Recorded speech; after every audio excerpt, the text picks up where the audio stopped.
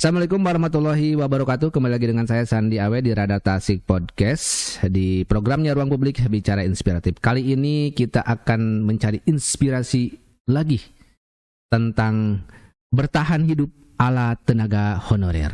Nah, sebagaimana kita ketahui sekarang pemerintah tahun ini 2023 tepatnya di bulan Oktober akan mengeluarkan keputusan atau kebijakan tentang penghapusan tenaga honorer. Tapi bukan berarti dihapus itu ujung-ujung dipecat atau pensiunkan langsung pada saat itu di bulan November, tidak, tapi akan di-manage menjadi ke PPK atau hal-hal yang lainnya. Yang belum nonton tentang kebijakan itu sebelumnya, silakan tonton di video pertama, seri pertama tentang tenaga honorer di Kabupaten Tasikmalaya. Dalam kesempatan ini kita juga akan mengundang dari tenaga honorer, guru honorer di Kabupaten Tasikmalaya, yaitu Pak Tete Suherman. Pak Tete ini salah seorang guru di SDN Cipakat, Singaparna, Kabupaten Tasikmalaya. Selamat datang Pak Tete. Datang.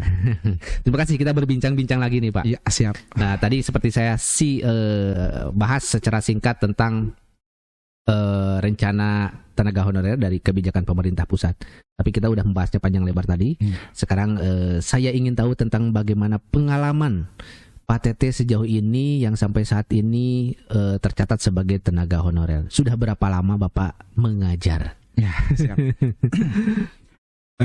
Bicara tentang bertahan hidup, tentunya tidak lepas dari jiwa sabar yang luas dan pendamping hidup yang rela di bawah susah. Itu dia. Itu kuncinya pendamping hidup itu Pak. Kalau tekanan pendamping hidupnya beda. Udah repot tuh. Udah repot Pak. Makanya ketika saya memulai karir jadi guru sekitar 2009 itu, pertama saya mengajar guru olahraga Pak. 2009-an. Padahal waktu itu saya belum S1. Dan gaji pun cuman 50.000. 50.000. Bari punya keluarga tapi belum punya anak.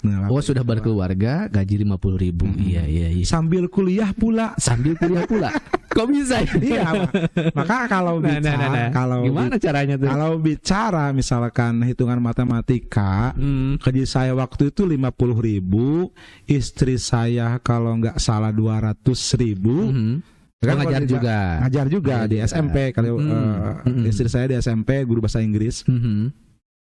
Kalau digabungkan tidak masuk logika ya. Betul. Bertahan hidup sehari-hari. Betul. Terus kuliah. Dan di 2011 istri saya melahirkan. 2011. Nah, ketika kami dihadapkan dengan kesulitan secara ekonomi, tetapi profesi kami di guru honorer dan terbatas dengan penghasilan, maka tiada lain adalah kita mensyukuri. Dan syukur pasti akan ditambah, itu saja diyakini dan ternyata memang mencukupi. Pada realitas di kehidupan cukup sih itu teh. Ya, dengan konsekuensi kuliah misalkan tidak ada uang, jalan kaki Pak. Sama dari rumah ke Cipasung, saya juga dari Cipasung waktu itu. Kalau tidak punya uang sepeser pun saya jalan kaki Pak. Dari Tiseda nih ya. Kalau dekat pabrik gudang Uyah, gudang garam di belakangnya. Itu jalan kaki menyusuri pesawahan, tembus ke pesantren Sukasirna Pak Haji Indin almarhum, terus ke desa Cipakat, blos ke Lapang Heli Cipasung, untuk pulang mencari tumpangan. Itu kan siasat seperti itu. Nah, ketika itu berlangsung, ketika misalkan saya terikan nih pengen naik gaji, gimana kinerja saya itu ditingkatkan, bagaimana caranya supaya kita bisa mengangkat prestasi anak didik kita dan prestasi membanggakan bagi sekolah. Maka ketika sudah membuktikan, sekolah pun merespon. Nah, kalau bahasa sebenarnya ini ke bendahara ya. Masih ingat tuh dari kepala sekolah Ibu Haji Sri dulu yang mengangkat saya. Saya kan gaji si Ujang, saya gawe gitu. Jadi kita juga tidak ingin hanya menuntut hak, tetapi kita juga harus menunjukkan kinerja kita juga. Nah, Setelah berlangsung terus, pokoknya dari 2008 sampai sebelum 2018 lah, itu gitu aja mengharapkan di sekolah. Dan bertahan hidup itu kami memanfaatkan peluang-peluang apapun. Misalkan ada peluang jadi PPS nih, terus peluang dari rekrutmen untuk sensus. Saya memanfaatkan hal itu, Pak. Untuk sambilan kan lumayan kan, sensus 3 bulan lumayan. Terus PPS misalkan 6 bulan terus setahun lumayan, kan nambah-nambah penghasilan. Kalau saya murni tidak jadi Gojek atau ngojek, tidak bisa mencangkul. Maka setiap peluang yang bisa menghasilkan tambahan itu jalani lah. Seperti misalkan keterlibatan di desa waktu itu 2009 tuh setelah ada di desa 2015 14 itu bisa kan jadi LPM gitu. Betul. Ada kegiatan-kegiatan yang sekiranya bisa menopang di segi penghasilan. Nah, hingga ketika ada kesulitan ekonomi, itu kan di sekolah juga kan ada kepedulian nih ya, ada pinjaman. Betul, terakhir dari PNS senior kalau bahasanya ujang kunaon ngahulang buka duitnya, ya tuh tas ada berbagi gitu, kan lumayan penyambung. Terus ketika kuliah masa sulit kita bisa, kalau kuliah kan ada bentuk makalah. Nah, itu kan jasa ketiknya aja. Untuk kalau saya kan dulu kan kelas karyawan, jadi banyak ibu-ibu juga sekelas, misalkan buatin dong. Dari sisi pengetikannya gitu kan ada income juga. Jadi hal-hal sekecil apapun yang saya rasakan ketika waktu itu, karena tidak punya keahlian lain selain ya di bidang IT dan sebagainya, cukup mengandalkan dari sampingan-sampingan yang ada di sekeliling kita dimanfaatkan maksimal. Saya masih ingat ketika Pak Haji Abbas nih, Pak Haji Abbas mantan ketua PCPGRI Singaparna, sekaligus kepala sekolah Sintaraja dulu. Katanya begini nih, untuk memotivasi kami honorer waktu itu di 2015 kalau nggak salah. Jadi honorer teh ulah Sunda nanya, ulah mengharapkan tinggal gaji honorer, manfaatkan peluang naon we cenah gitu. Dah honorer mah teu dituntut full, misalnya di sekolah geus beres ngajar mah ngan deui we cenah gitu kan. Terutama guru mapel nih Pak, kan guru mapel misalkan ngajar pagi istirahat beres, nah setelah istirahat itu silakan cari tambahan lain-lain. Nah, peluang-peluang seperti itu, motivasi seperti itu kami menjadi kuat menghadapi cobaan hidup yang namanya keterbatasan ekonomi. Nah, terus seiring berjalannya waktu, Pak, perjuangan kami di forum itu terbentuk di 2018. Maka forum guru dan tenaga honorer dibentuk 9 September 2018. Nah, di sana terdorong oleh kebijakan pemerintah yang menyatakan bahwa guru di negeri itu bisa ikut PPG, Pak. PPG itu pendidikan profesi guru yang nantinya dapat mendapatkan sertifikat pendidik dan bisa cair sertifikatnya. Nah, salah satunya adalah kebaikan pemerintah juga. Kan kalau di yayasan untuk bisa ikut program seperti itu cukup dengan SK yayasan. Nah, di 2018 pada waktu itu kepala dinasnya Pak Jen, PLT kepala dinas waktu itu, saya meminta surat penugasan dari kepala dinas sebagai syarat untuk mengikuti PPG dan mencairkan PPG. Uangnya. Nah, maka di 2018 kami bernegosiasi dan alhamdulillah awal pertama bagi kami ya, bagi kami non kategori 2018 itu terbitlah SK penugasan kepala dinas. Waktu itu Pak Jen. Maka guru-guru yang sudah terpanggil di program SIM PKB untuk mengikuti PPG bisa ikut PPG. Pasca beres PPG-nya bisa mencairkan sertifikatnya. Waktu itu ketika Pak Jen jadi sekda diganti dengan Pak Dadan. Pak Dadan Wardana SIP. Nah, beliaulah yang selalu menampung keluh kesah kami ketika Pak Kepala Dinasnya Pak Dadan. Waktu itu kami mau aksi nih, mengharap pengakuan dari Pak Bupati waktu 2018. Nah, Pak Dadang waktu itu manggil saya dan dengan apa sih menjadi keluhannya sehingga mau aksi. Rebet, dijelasin, sehingga difasilitasi oleh Pak Dadang melalui Pak Bupati. Maka Pak Bupati pada 2019 Agustus berjanji akan memberikan SK penugasan dari Bupati. Nah, sebagai bentuk apa ya, untuk pengakuan, kan buku pengakuan dulu dari seorang kepala daerah. Nah, maka dengan ditandatanganinya oleh SK penugasan oleh Pak Bupati yang dikeluarkan 17 Agustus sebagai hadiah terindah bagi honorer. Nah, Pak Bupati sampai bilang begitu. Dan pada waktu itu Kabupaten Tasik itu memang yang kalau secara nasional kedua lah setelah kalau nggak salah Bekasi gitu kan, yang menerbitkan, bupatinya mengakui adanya honorer. Nah, maka dengan adanya SK Pak Bupati, kami forum memperjuangkan merubah status di Dapodik, data pokok pendidikan yang adminnya dikelola Dinas Pendidikan, bisa mengubah asalkan status guru honor sekolah. Nah, dengan lahirnya dari SK penugasan Pak Bupati, maka di Dapodik itu menjadi honor daerah tingkat 2. Nah, maka secara otomatis daerah juga ada kewajiban untuk memberikan. Dan alhamdulillah ini ada tambahan di 2019 sampai sekarang nih, perhatian dari Pemda bentuk insentif daerah. Berapa tuh nominalnya? Namun tidak begitu banyak. Kami juga ya alhamdulillah lah ada perhatian. Sekitar berapa? Sekitar kalau pertama itu 1 tahun. 1 tahun. Kalau pertama itu 4 bulan cairnya. Sebulannya 250. Sebulannya 250. Jadi terhitunglah 4 bulan sekitar 1 juta lah yang pertama. Dan yang kesininya yang kemarin terakhir 2022. Yang dulu yang menerima itu hanya yang bersurat penugasan saja. Nah, kemarin 2022 itu yang mempunyai surat penugasan ada 750 1 tahun nih. 1 tahun.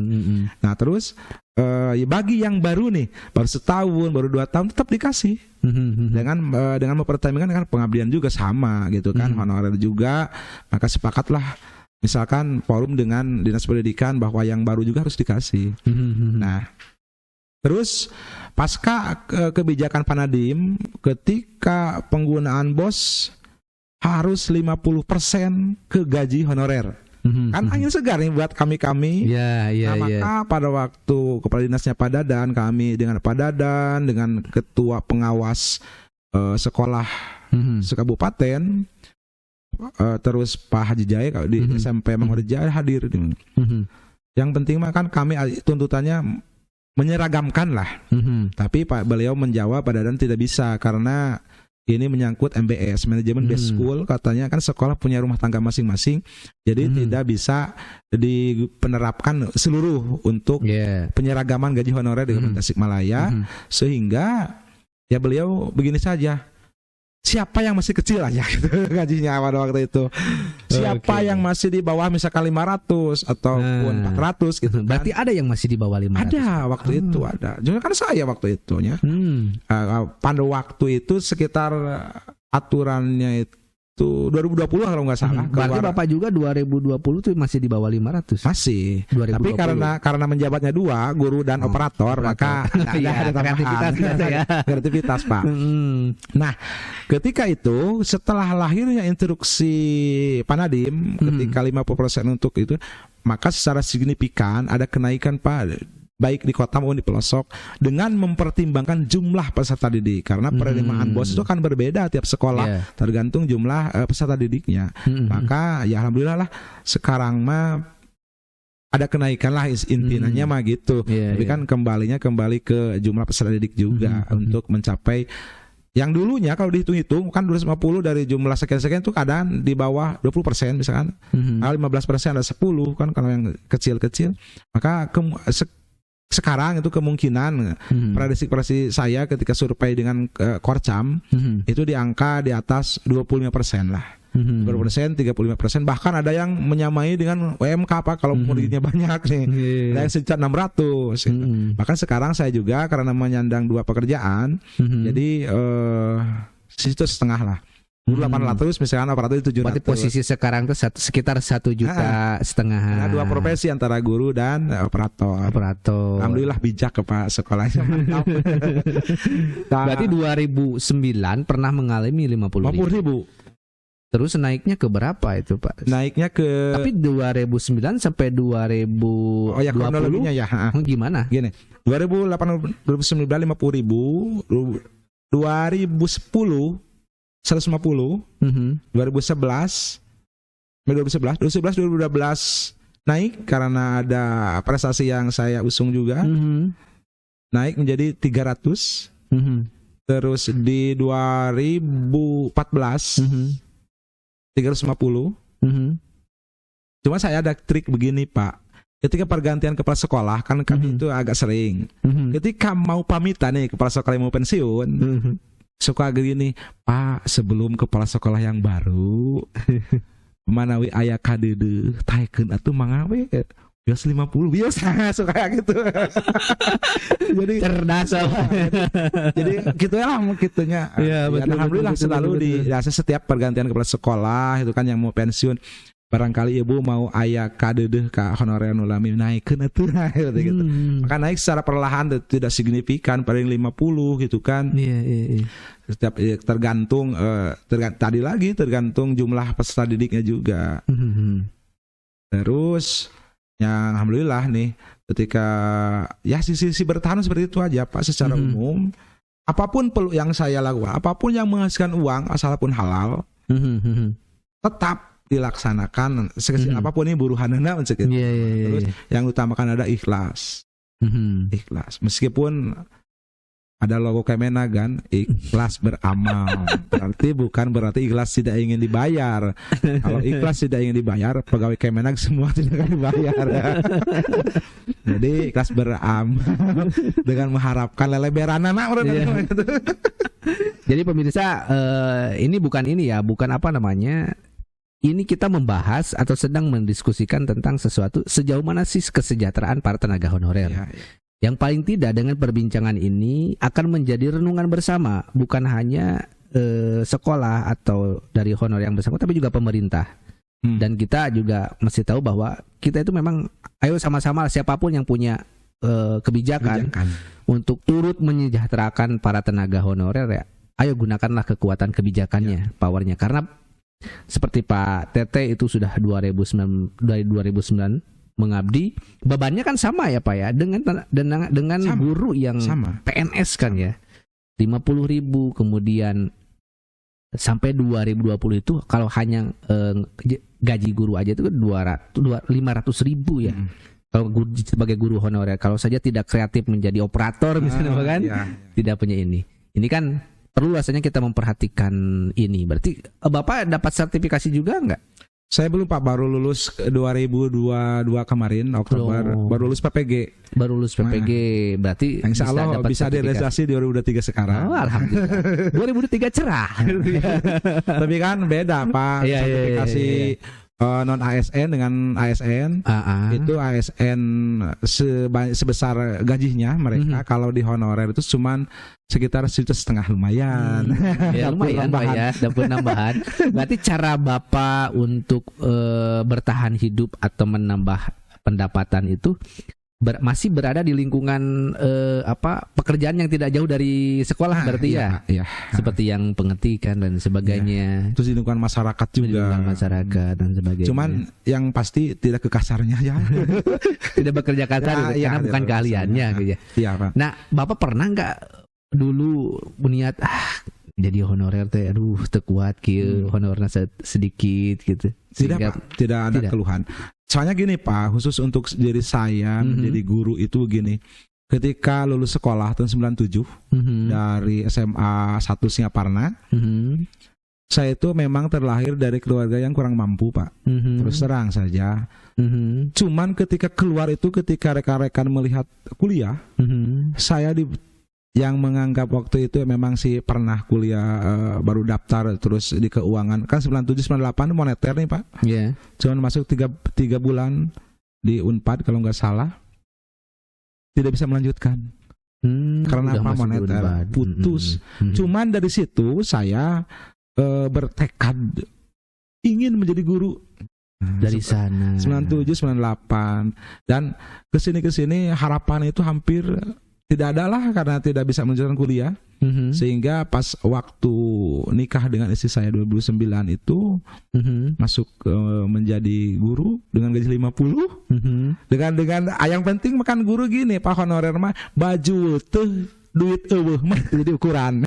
Itu penting ya, ikhlas lah ya, mencerdaskan anak bangsa.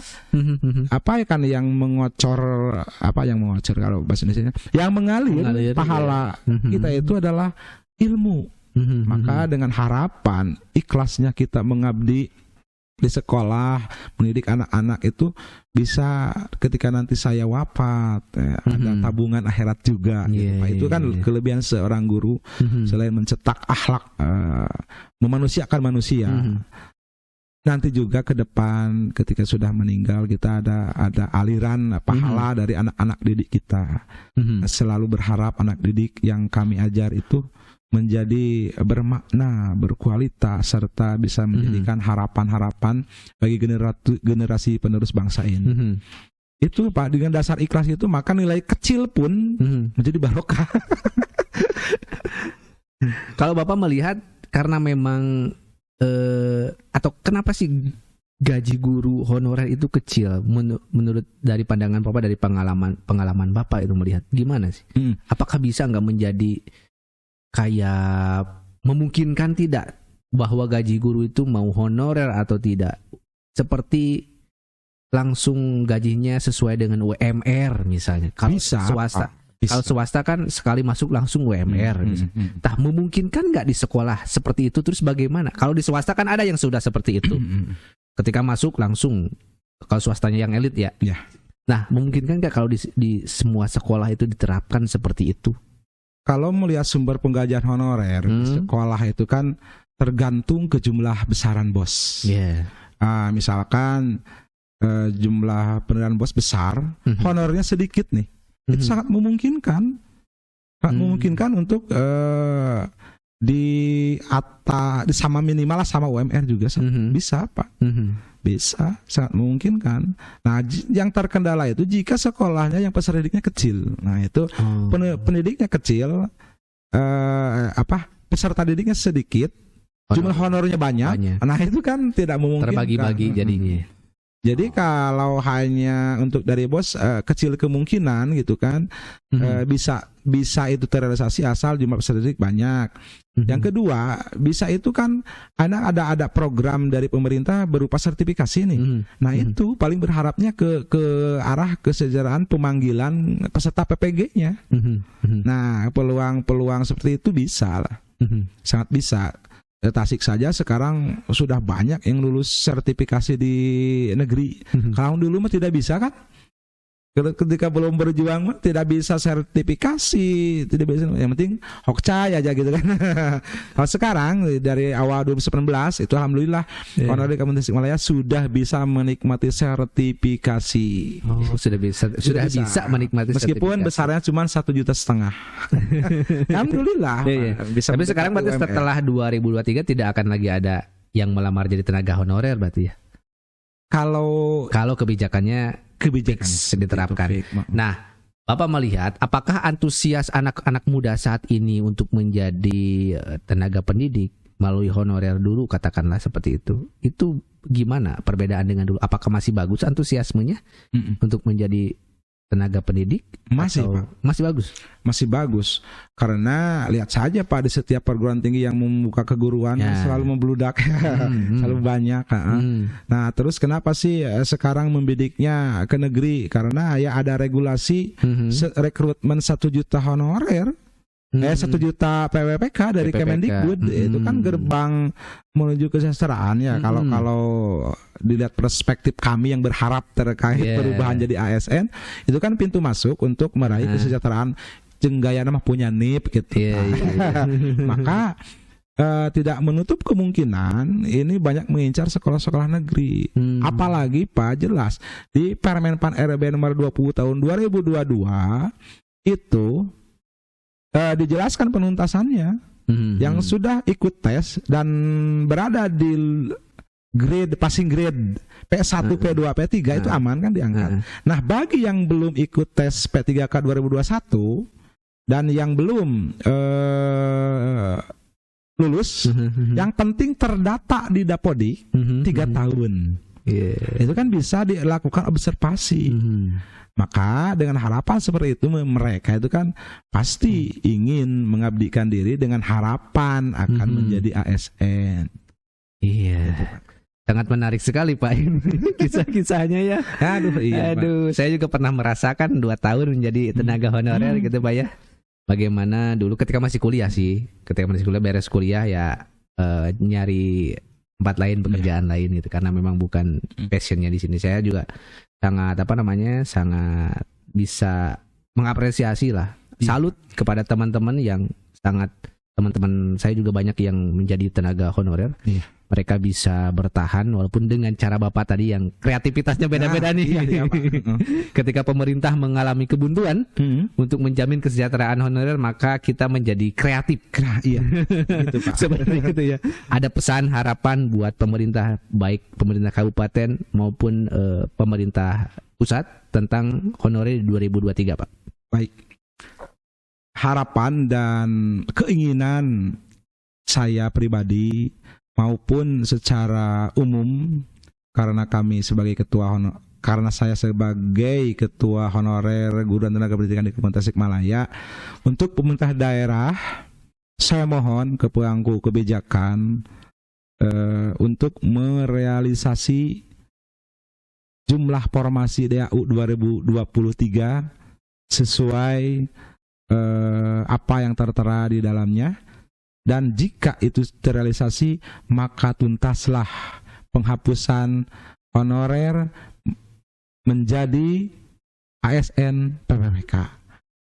Nah, untuk pemerintah pusat, tolong Pak Nadiem, Pak Kemenpan RB, Kemenkeu, Presiden Joko Widodo, mohon dibantu untuk meyakinkan Pemda untuk merealisasikan DAU-nya masing-masing sesuai yang tertera di PMK nomor 212/PMK.07/2023. Maka jika Pemda sudah melaksanakan dan berkoordinasi dengan pusat, tidak akan saling lempar arah kebijakan, dan permasalahan kami honorer di Kabupaten Tasikmalaya akan terhapus dan berganti menjadi ASN PPPK. Terima kasih, Pak. Baik, terima kasih Pak penutupnya. Sekian dari saya. Jangan lupa para tenaga honorer yang belum subscribe channel Radar Tasik Podcast untuk klik tombol subscribe-nya. Sekali lagi terima kasih. Assalamualaikum warahmatullahi wabarakatuh.